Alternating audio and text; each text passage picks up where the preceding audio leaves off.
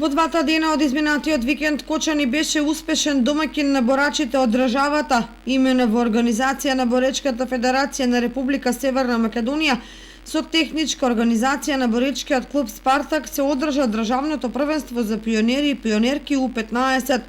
На првенството во двете конкуренции учествува 160 надпреварувачи од 15 клубови кои практично се иднината на македонското борење. Во наредниот период Спартак ќе се подготвува за турнирот Легендите на Спартак. Планираме турнирот Легендите на Спартак да го одржиме во октомври месец. На тој турнир Спартак ќе земе големо учество со повеќе борачи.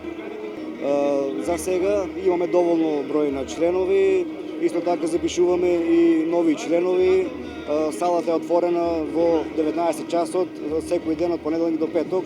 Сега ги повикувам сите заинтересирани кои сакаат да тренираат, може да дојдат во спортската сала и за да почнат со тренинзи. Бидејќи во Кочани има голема традиција, јас како претседател на Боречка федерација го поддржувам Спартак, го поддржувам овој тим на Спартак кој работат и мислам дека во многу брзо време се вратија на душекот и мислам дека ќе имат во многу брзо време дека ќе имат големи резултати. За мене е голема чест, денеска е голем ден за сите во Кочани, за спортот кој го пратат и мислам дека денес ќе имаме добри квалитетни борби и дека ова ќе биде еден големо значење за Спартак и дека ова ќе биде еден голем поттик за сите млади да почнат да тренират борење и да постигнуваат големи резултати.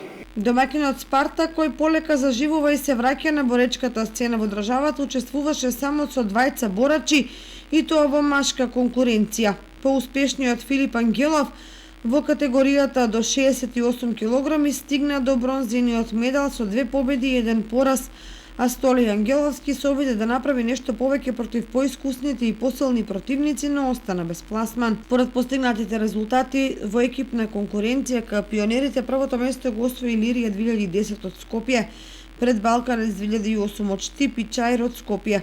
Во женска конкуренција најдобри беа пионерките на боречкиот клуб 7 мај од Прилеп, на второто место се пласираше Вардар од Скопје и трет Балканец од Штип.